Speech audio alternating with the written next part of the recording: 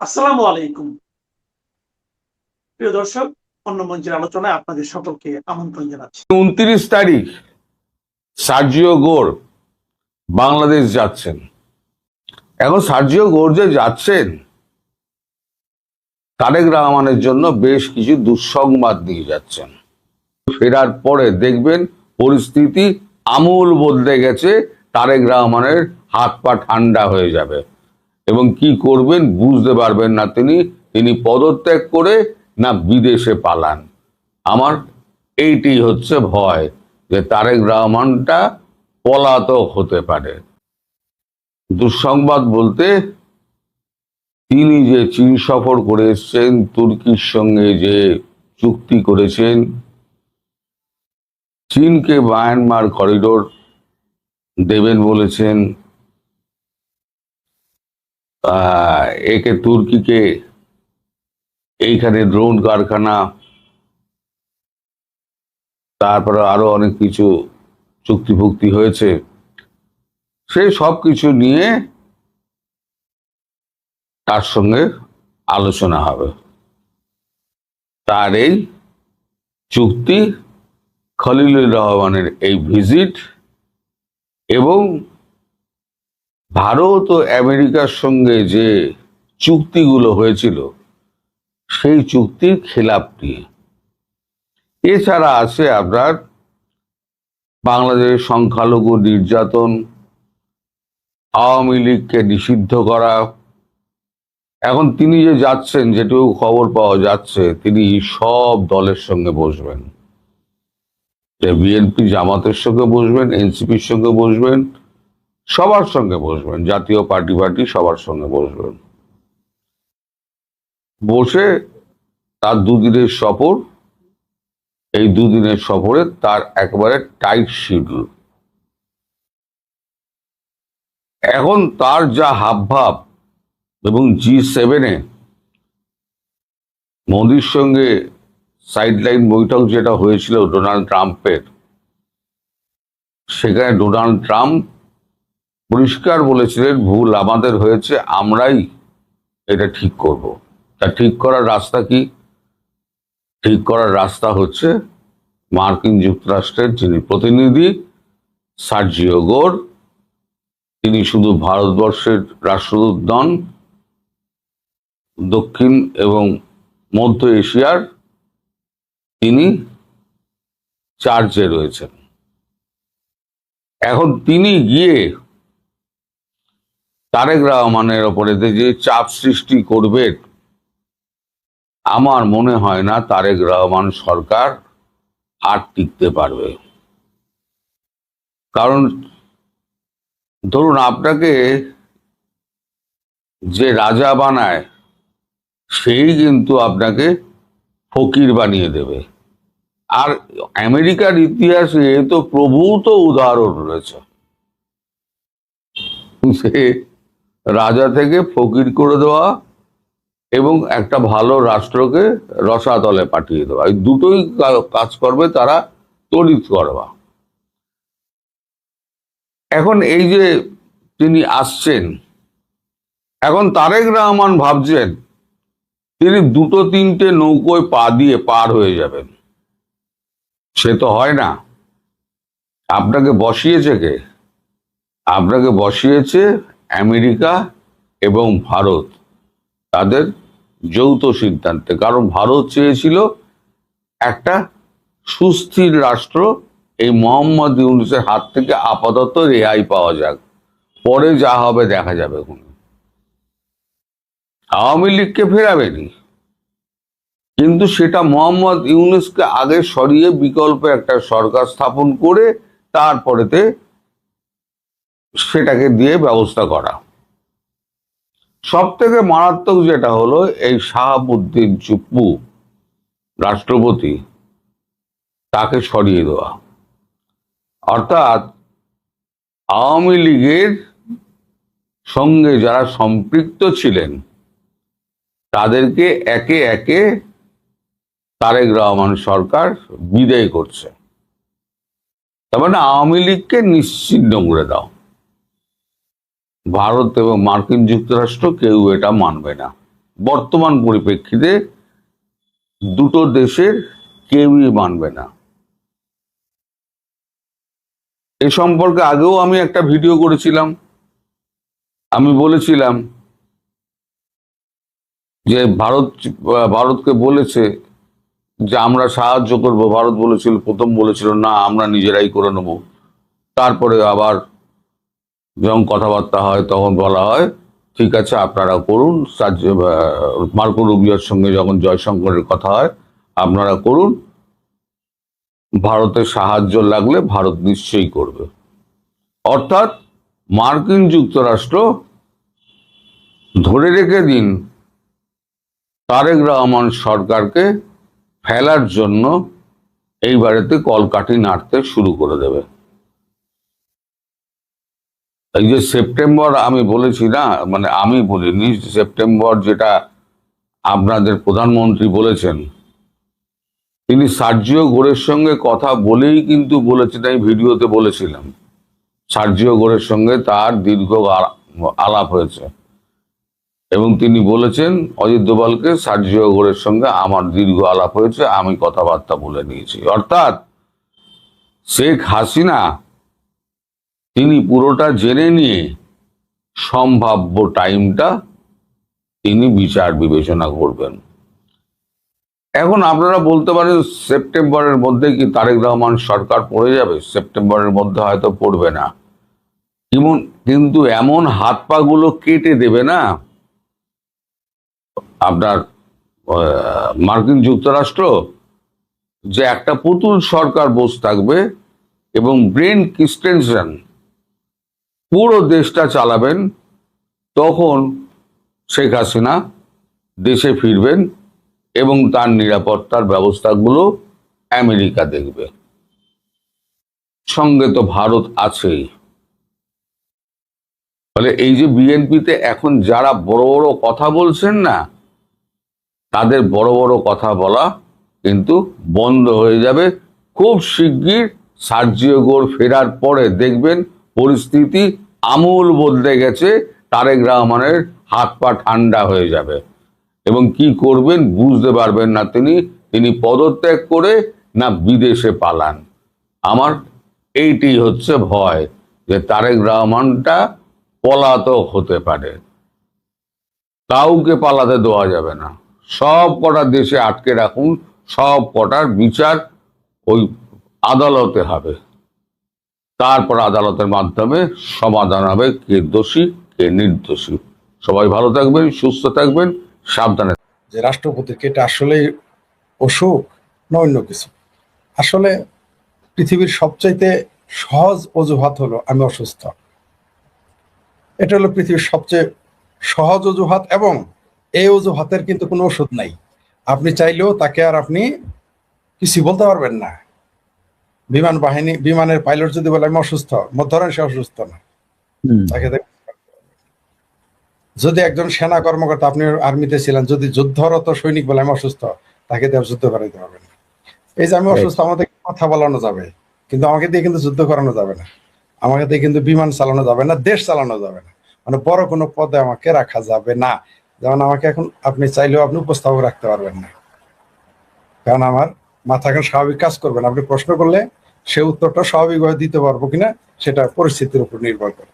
কিন্তু যখন এই সমস্ত বড় পদে একজন ক্যাপ্টেন, পানির জাহাজের ক্যাপ্টেন যদি অসুস্থ, আপনি তাকে পাঠাইতে পারেন না, এটাই স্বাভাবিক। একজন শিক্ষক, প্রফেসর যদি হলে অসুস্থ, তাকে আপনি ক্লাসরুমে পাঠাতে পারবেন না। তো একজন প্রেসিডেন্ট বলে ফেলেছে আমি অসুস্থ, কিন্তু আমরা জানি যে কেন তিনি অসুস্থ হয়েছেন, কারা তাকে অসুস্থ বানিয়েছে, তা আমরা কিছুটা অনুমান করতে পারি।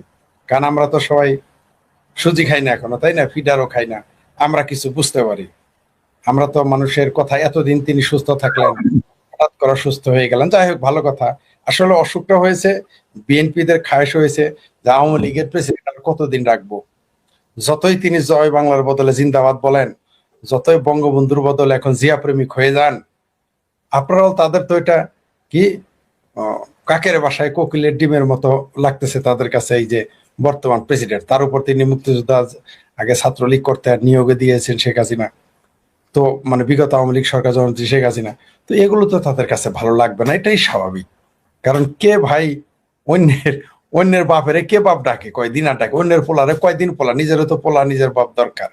তার জন্য বিএনপি তাকে বলেছে যে আপনাকে অনেক সুযোগ দেওয়া হয়েছে, আপনি আমার চাচা ইউনুসের আমলে 18 মাস ছিলেন, আমার আমলে 4 মাস থাকলেন, এখন সসম্মানে আপনি বিদায় হন, তাইলে ভালো হয়। তখন হয়তো বলছে যে ভাতিজা তাহলে আমার কি জেল ফাঁস আবার দিবা না? তো বলছে যে না, ওইটা আপনি নিশ্চিত থাকেন, আপনার জন্য যা করতে হয় তা করবো। তখন বরং আমাদের এই মহামান্য প্রেসিডেন্ট চুপ্পু সাহেব চিন্তা করলেন, ছেড়ে দে মাকাই দেওয়াছি, তাই না, ভিক্ষা ভিক্ষা চাই না, কুইত্তা খেদাও, জানটা এখন বাঁচ।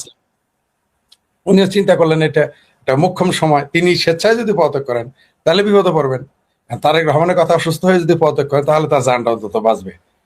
কারণ এমনিতে তো ভাবির পোলারা তার ফাঁসি চাইবে, বলবে যে সে ছিল স্বৈরাচারের দোষর ইত্যাদি ইত্যাদি। কিন্তু মনে রাখবেন, এই ওয়াকারও যেদিন পদত্যাগ করবে, মানে তার পদ থাকবে না, সেই দিনও কিন্তু ভাবির পোলারা বলবে এও কিন্তু স্বৈরাচারের দোষর ছিল। দেখবেন এরাই বলবে, যারা এখন তার গুণগান গাইতেছে এরাও ধরবে তাকে। তো এটা আসলে একটা তারা তারা একটা স্বাভাবিক প্রক্রিয়ার মাধ্যমে যাইতে চাচ্ছে, ও তাকে ঘেঁটি ধরে বিদায়। কারণ এর আগে বাংলাদেশের বিএনপির একটা লক্ষণ আছে যে তাদের নিজেদের প্রেসিডেন্টকে কিভাবে আমরা দেখেছি, মহাখালী যেটা আপনি বললেন, আমরা দেখেছি মহাখালী রেল লাইনের উপরে কিভাবে দাবড়াইছে, আমরা তা দেখেছি। আমরা দেখেছি তারাই তাদের প্রেসিডেন্টকে কিভাবে প্রেস ক্লাবে পেটাইছে, তাও আমরা দেখেছি, তাই না? অতীতে তাদের প্রেসিডেন্ট নিজের আর্মি দ্বারা গুলি খেয়ে মারা গেছে, সেটাও দেখেছি। মানে জিয়াউর রহমানের কথা বলতেছি, তো জেনারেল জিয়ার কথা বলতেছি। তো এইটা তারা অন্তত একটা স্বাভাবিকভাবে একটা প্রক্রিয়ার মধ্যে যেতে চাচ্ছে, তারা তাদের নিজেদের ক্ষমতা কুক্ষিগত করতে চায়। অনেকে আবার বলেছে যে এই যে কূটনীতিকেরা আসতেছে, দৌড়ধাপ করতেছে, প্রেসিডেন্ট হবে কি হবে না। আসলে কে প্রেসিডেন্ট হইলো, কে প্রধানমন্ত্রী হইলো, এটা নিয়ে তো আর বিদেশির পরাশক্তি কূটনীতিকদের মাথা ব্যথা নেই। তাদের কাজ হলো যে নাক যেমনই হোক নিঃশ্বাস বাড়াইলে হয়েছে, প্রেসিডেন্ট যেই হোক বাবা আমার কাজটা করলেই হবে।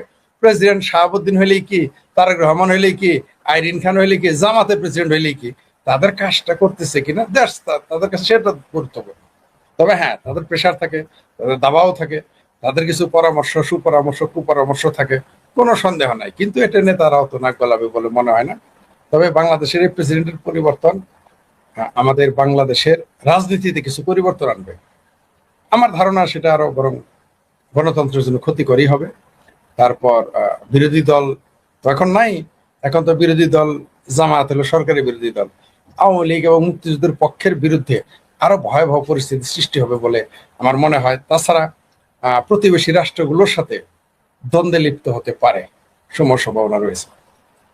আচ্ছা ফরিদ ভাই, আপনি যার কথা বললেন, আমি যদি যারা দর্শক শ্রোতা বন্ধুরা হয়তো একেবারে নতুন প্রজন্মেরও অনেক মানুষজন এই লাইভ দেখেন, তো তাদেরকে আমরা একটু স্মরণ করিয়ে দিতে চাই যে জিয়ার কবর জিয়ারাত করতে না যাওয়ার কারণে বিএনপির যে প্রেসিডেন্ট ছিলেন AQM বদরুদ্দোজা চৌধুরী, তার সাথে সে আমার রাজনৈতিক মতাদর্শের মানুষ না, কিন্তু এই ভদ্রলোক অত্যন্ত মার্জিত শিক্ষিত একজন মানুষ, ডাক্তার, ভালো মানুষ। হ্যাঁ, খুবই ভালো মানুষ। তার সম্পর্কে আমরা এটা জানতাম। সেই ব্যক্তিকে শুধু পদত্যাগই করতে বাধ্য করেনি, তাকে যাচ্ছে তাই রকমের অপমান করেছে। আপনার যদি শেখ ফরিদ ভাই ভুলে গিয়ে না থাকেন, উনি যখন প্রেসিডেন্ট তখন কিন্তু উনি রাস্তায় প্লাকার্ড নিয়ে নেমেছিলেন এবং সেখানে উনি লিখেছিলেন, রিকশাওয়ালাদের আপনি বলুন। হ্যাঁ, আপনি, হ্যাঁ, উনি প্রথম বলেছিলেন যে এই যে সম্মানটা, এটি কিন্তু উনি দিয়েছিলেন। কিন্তু আমি যে কথাটি আপনাকে বলতে চাই যে যখন সেই প্রেসিডেন্টকে বিএনপি, মানে আমি কিছু ইতিহাসের পুনরাবৃত্তি দেখছি এবং এই একই ধরনের পুনরাবৃত্তি হবে কিনা সেটাই আমি আপনার কাছে জানতে চাই। সেটি হচ্ছে বিএনপি সবচেয়ে বড় যে এই 17 বছর ধরে তারা 16 বছর বা 18 বছর ধরে তারা যে ক্ষমতার বাইরে ছিল, সেটি মানুষজন যেটি বলে সেটি হচ্ছে বিএনপি তাদের সিনিয়র নেতাদের কোনো ধরনের শ্রদ্ধা সম্মান করতে পারে নাই। মান্নান সাহেবকে বাধ্য করেছে দল থেকে যেতে, AQM বদরুদ্দোজা চৌধুরী সাহেবকে বাধ্যতামূলক পদত্যাগ, তাকে বের করে দেওয়া হয়েছে। এবং স্পিকার হয়েছে ভারপ্রাপ্ত প্রেসিডেন্ট, তার অবস্থা খারাপ হয়ে গেছিল। হ্যাঁ, তার অবস্থা খারাপ, এটা আজকালকার পোলাপান জানে না। তো এগুলো আমাদের দেশের রাজনৈতিক ইতিহাস। কিন্তু একটা জিনিস আমরা দেখেছিলাম যে AQM বদরুদ্দোজা চৌধুরীকে যখন বাধ্য করলেন ওনাকে পদত্যাগ করতে, তারপরে কিন্তু বিএনপির পরিণতিটা খুব খারাপ হয়েছিল ফরিদ ভাই। হ্যাঁ, পরিণতি খারাপ হয়েছিল এবং সেই খারাপের পরিণতির ফল তাদেরকে টানতে হয়েছে দীর্ঘদিন। মানে 1.5 যুগেরও বেশি সময় ধরে। এই যে ঘটনাটি ঘটেছে, এই ঘটনার ফলে কি আবার ভবিষ্যতে ওই ঘটনার কোনো পুনরাবৃত্তি ঘটতে পারে বলে আপনি মনে করেন কিনা? এই প্রশ্নটা আমার মাথায় কেন আসছে, এটা আসার কারণ হচ্ছে কি, বিএনপি এখন কিছু কিছু কাজ করছে, যে কাজগুলো তারা শুরু করেছে আগস্টের 5 তারিখ থেকে। যেমন ধানমন্ডির 32 নম্বর ভাঙার জন্য একজন মুক্তিযোদ্ধার সন্তান সাদেক হোসেন খোকা যে মুক্তিযোদ্ধা ছিলেন, এই বিষয়ে আপনার আমার কোনো দ্বিধা নাই, কোনো দ্বিধা তিনি নেই। মুক্তিযোদ্ধা ছিলেন। তিনি তার সন্তান ধানমন্ডি 32 নম্বরটাকে যে ভাঙালেন, তো এইসবের ফলাফল বা এটা কি বিএনপিকে কেমন ভোগ করতে হতে পারে বলে আপনি আপনি তো খুবই মানে অতীত বর্তমান নিয়ে কথা বলতে পারেন। আমি যদি আমাকে প্রশ্ন করেন তাহলে আমি সেই আগের উত্তরগুলোই আমি একটু ঘুরে ফিরে বলতে হবে, এগুলো অনেকবার বলেছি। প্রথমত হলো হিস্ট্রি রিপিটস ইটসেলফ, ইতিহাসের পুনরাবৃত্তি ঘটে, আর ইতিহাস থেকে মানুষ শিক্ষা নেয় না, এটা ইতিহাসের শিক্ষা। যেমন বিএনপি শিক্ষা নেয় নাই যে বিরোধী দলে থাকলে নির্যাতন নিপীড়ন হলে কেমন লাগে, তারা কিন্তু সেটা শিক্ষা নেয় নাই। তারা এসে যদি গণতান্ত্রিক অবস্থা এবং ব্যবস্থা দুইটাকে সমুন্নত রাখতো তাহলে তারা ইতিহাস হয়ে যেতে পারত।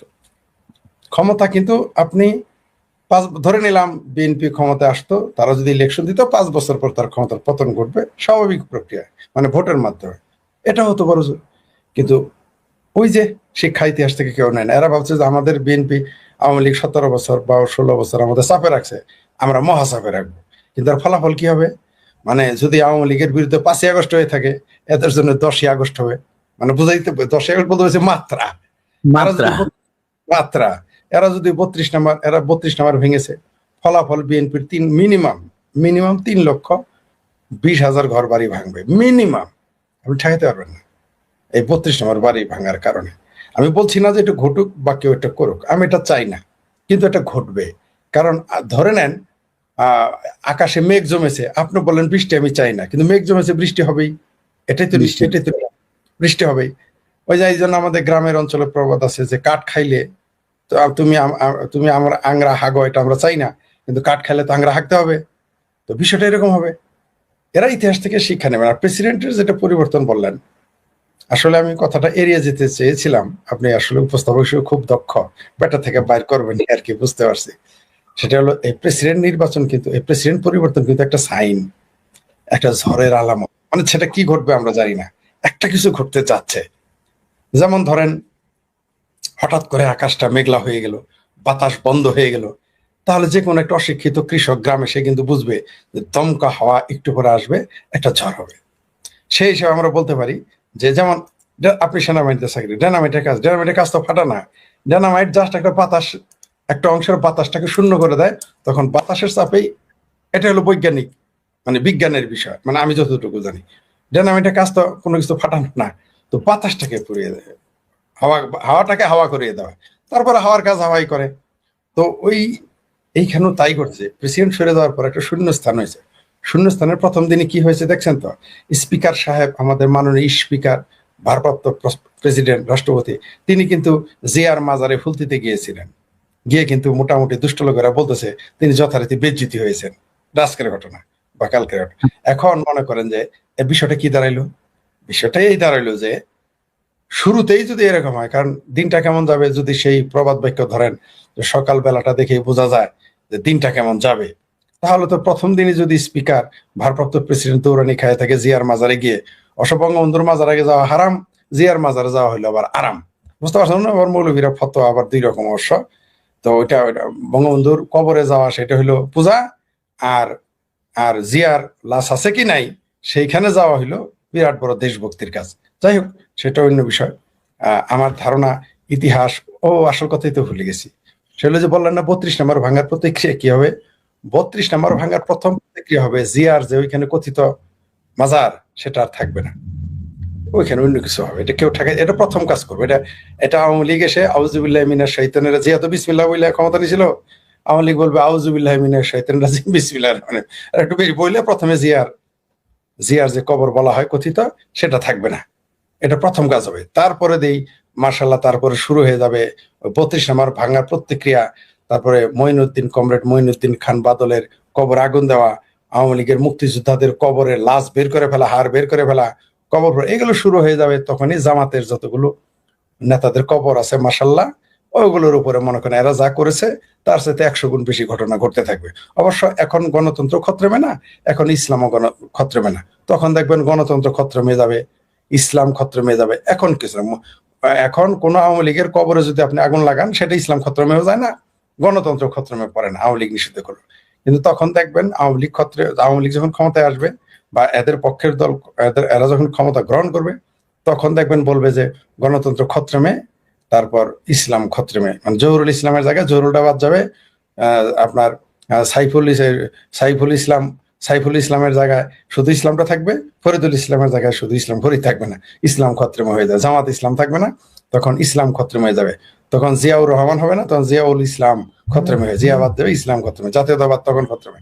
এখন বাঙালি জাতীয়তাবাদ খতরেমে না, কেন এখন তো পাকিস্তানি জাতীয়তাবাদ চলে, এটা খতরেমে যায় না। যখন বাঙালি জাতীয়তাবাদ আসবে তখন বলবে যে জাতীয়তাবাদ খতরেমে, পাকি জাতীয়তাবাদ খতরেমে। প্রতিক্রিয়ার ব্যাপারে যেটা আপনি আরো বললেন যে 32 নম্বর ভাঙার প্রতিক্রিয়া, তার সামনে তো আপনি ফলাফল, যেমন 32 নম্বর ভাঙার পরেই আপনি বলেছেন আজকে থেকে আপনি আওয়ামী লীগ, এর আগে তো আপনি বলেন নাই। এবং আপনি এও বলেছেন আওয়ামী লীগ যতদিন ক্ষমতায় না আসবে ততদিনই আপনি আওয়ামী লীগ আসলে আবার আওয়ামী লীগ না, এটাও আপনি বলেছেন লাইভ এসে, আমার সাথেই বলেছেন। তো